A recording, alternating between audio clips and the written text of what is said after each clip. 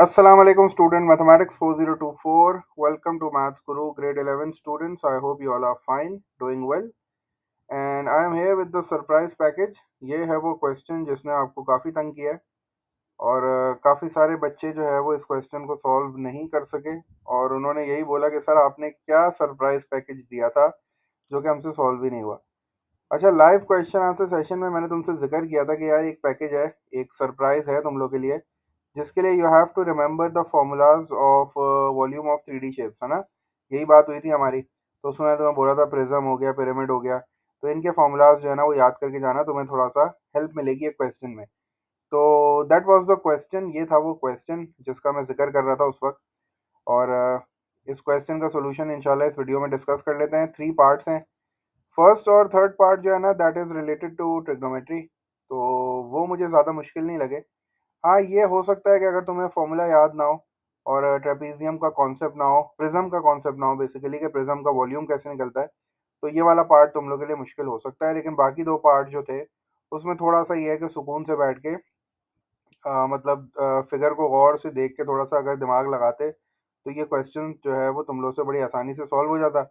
लेकिन कोई बात नहीं, नहीं हुआ तो अब इसकी वर्किंग देख लेते हैं। इंशाल्लाह ये वीडियो तुम लोग के लिए हेल्पफुल होगी।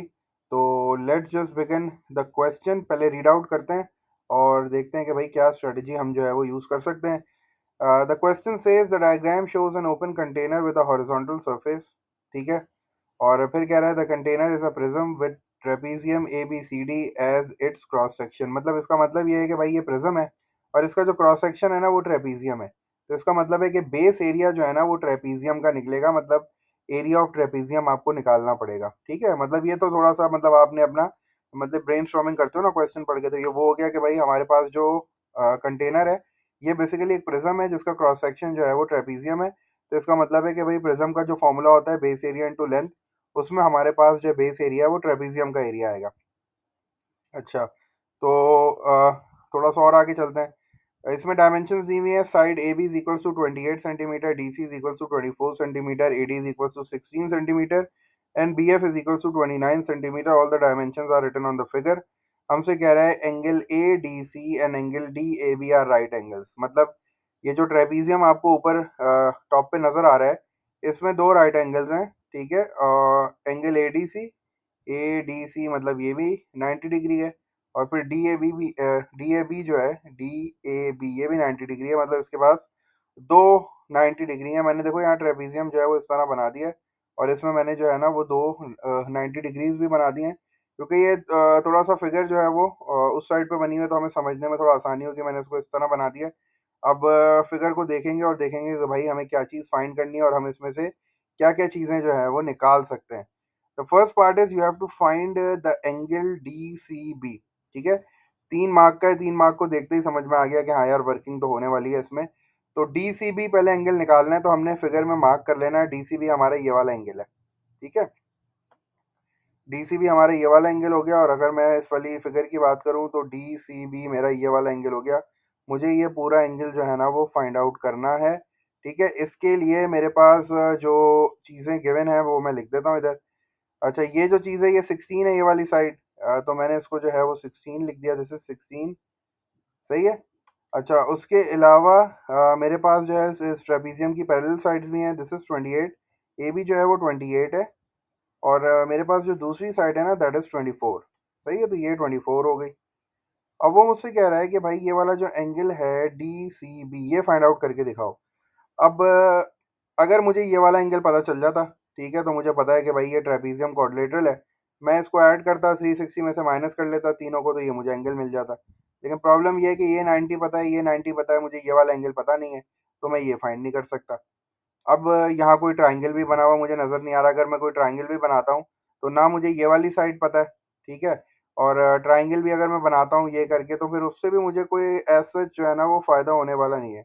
हाँ, एक काम मैं कर सकता हूँ कि अगर मैं एक परपेंडिकुलर ड्रॉप कर दूँ, अगर मैं यहाँ से एक परपेंडिकुलर ड्रॉप करूँ इस तरह, इससे फ़ायदा क्या होगा? इससे फ़ायदा ये होगा कि मैंने अपने ट्रेपीजियम को डिवाइड कर दिया है और ये ट्राइंगल जो है ना ये बन गया राइट एंगल ट्राइंगल। अब इसमें मुझे क्या कोई चीज़ पता है? तो मुझे ये पता है कि अगर ये साइड 16 है तो मैं इसको इस तरह करके बनाता हूँ ताकि थोड़ा सा और क्लियर हो जाए। तो इफ दैट साइड इज 16, अगर ये 16 है, ठीक है, और ये तो 90 डिग्री है क्योंकि ये राइट एंगल है, और ये वाली साइड 16 हो गई। क्या मैं ये वाली साइड फाइंड कर सकता हूँ?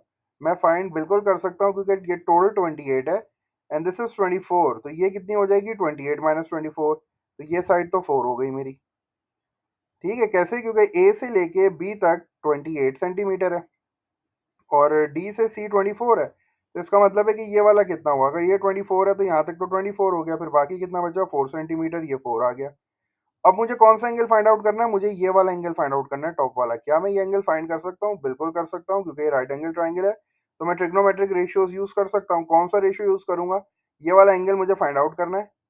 ठीक है, इसके ऑपोजिट ये वाली साइड हो गई, इसका मतलब मुझे ऑपोजिट गिवन है, और ये तो हाइपोटेन्यूज होती है जो मुझे गिवन नहीं है, तो इसका मतलब है कि मुझे ऑपोजिट और एडजेसेंट गिवन है। इसका मतलब है कि मैं 10 यूज कर सकता हूँ। मैं क्या यूज कर सकता हूँ? 10 यूज कर सकता हूँ। तो मैंने क्या किया, मैंने टेन थीटा यूज किया। ठीक है, और चूंकि तुम लोग को अब पता है कि भाई आपको एंगल निकालने के लिए इन्वर्स करना होता है, तो अब मैंने थीटा लिखा यूं करके और मैंने इक्वल्स टू दबा दिया, मैं 10 को डायरेक्ट वहां ले गया, क्योंकि अब तो तुम्हें आइडिया हो गया ना, एंगल निकालने के लिए you have to take inverse. तो अब ऑपोजिट साइड कौन सी है? ऑपोजिट हो गई 4। ये मैंने ओ लिखा है, ठीक है, ये this O is for opposite, ये नहीं समझने कि ये 40 है, तो मैं इसको मिटा के सही कर देता हूँ, मेरे ख्याल से शायद ये हो सकता है। इसका कलर चेंज कर देता हूँ। तो दिस साइड इज ऑपोजिट, ये ऑपोजिट है, सही है, और ये एडजेसेंट है, ये हाइपोटेन्यूज है। तो अब मैं क्या करता हूँ, ऑपोजिट साइड क्या है मेरे पास? ऑपोजिट साइड इज 4, और दूसरी साइड क्या है? दूसरी साइड है 16। तो इसका मतलब है कि जल्दी से कैलकुलेटर यूज करो और मुझे बताओ कि ये एंगल कितना आ रहा है। और ये वाला एंगल तो ये टॉप वाला है ना, और बाकी कितना है? 90, तो इसका मतलब है कि मैं इसमें 90 भी ऐड कर देता हूँ, तो मुझे मेरा टोटल एंगल मिल जाएगा डीसीबी, जो कि that will be equals to कितना होगा? जल्दी से कैलकुलेटर जो है वो ऑन करो, और शिफ्ट दबाया मैंने, 10 दबाया मैंने, ठीक है, और आगे ब्रैकेट ओपन हो गया, 4 डिवाइडेड बाय 16 किया, ब्रैकेट क्लोज किया, इक्वल्स टू प्रेस किया, मेरे पास आंसर आया 14.036। अब चूंकि मैंने इसमें 90 भी ऐड करना है, तो मैंने 90 ऐड कर दिया, तो मेरे पास जो फाइनल आंसर आ गया दैट इज 104.036। ठीक है, तो मैंने यहाँ अपना फाइनल आंसर लिख दिया 104.036। This is the value of angle DCB. ठीक है, 3 मार्क्स इसके जो थे बेसिकली इसी वर्किंग के थे, 036। ठीक है, 3 डेसिमल प्लेसेस तक मैंने लिख दिया। If you want to round it off, आप 04 भी लिख सकते हो।